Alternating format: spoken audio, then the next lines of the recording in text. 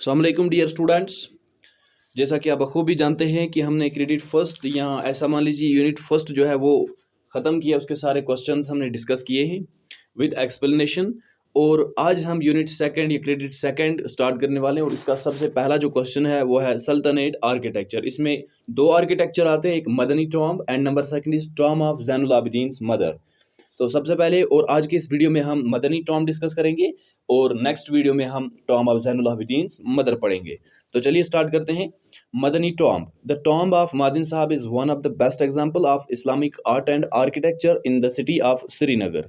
ये कहा जाता है कि मादिन साहब जो है इसकी जो टॉम्ब है ये एक बेहतरीन नमूना है, बेहतरीन एग्जाम्पल है इस्लामिक आर्ट और आर्किटेक्चर की सिटी ऑफ श्रीनगर में जो present है। This tomb was built in 15th century AD in the memory of a Muslim saint Madin Sahab and faces the north of Madin Sahab Mosque।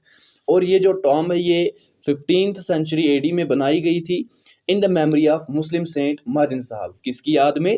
एक मुस्लिम, एक सूफी बुजुर्ग जो था, जो जिसका नाम मादिन साहब था, and faces the north of Madin Sahib mosque. और ये जो टॉम्ब है ये नॉर्थ की यहीं पे टॉम्ब के नज़दीक एक मास्क भी है जिसको मादिन साहब मास्क कहा जाता है और उसी के नॉर्थ की साइड इसका फेस है, इस टॉम्ब का फेस है।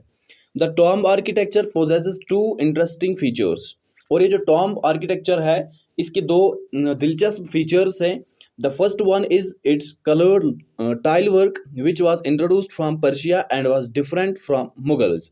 तो पहला फीचर ये है कि इसकी जो टाइल वर्क है, जो इसकी जो टाइल्स वगैरह लगाई गई हैं, जो ब्यूटीफुल कलर टाइल्स हैं, ये इंट्रोड्यूस की गई हैं पर्शिया से और ये आर्किटेक्चर बिल्कुल डिफरेंट है मुगल आर्किटेक्चर से।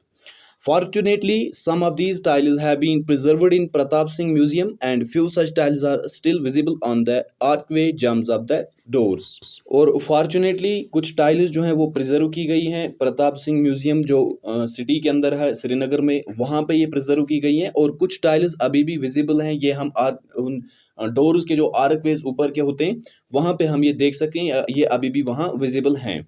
Second significant feature of the building is the representation of a beast in glazed tiles। और जो दूसरा फीचर है बिल्डिंग का वो ये है कि जो ग्लेज्ड टाइल्स हैं वहाँ की जो चमकीली टाइल्स हैं। ग्लेज्ड टाइल्स का मतलब होता है चमकीली, जिनके ऊपर एक लेमिनेशन जैसी होती है, अंदर फूल बनाए गए होते हैं या जानवर बनाए गए होते हैं, ऊपर से एक लेमिनेशन की कोटिंग दिख रही होती है, चमकती हुई tiles.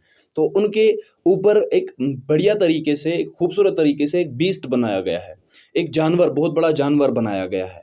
The body of the beast is of a leopard, half human being and a trunk.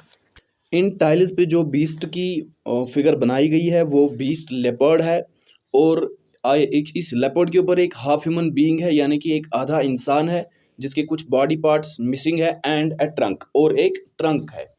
The figure has a bow and arrow in his hand and is shooting at his own tail which is similar to a dragon's head। और इस शक्ल में जो interesting thing है वो यही है कि इसमें एक बो और एरो है, यानी कि तीरें हैं इसके हाथ में और ये शूट कर रही है एट ए ओन टेल, यानी कि अपनी अपनी ही दुम की तरफ, which is similar to a dragon's head, जो बिल्कुल किसकी तरह है? एक ड्रैगन के सर की तरह।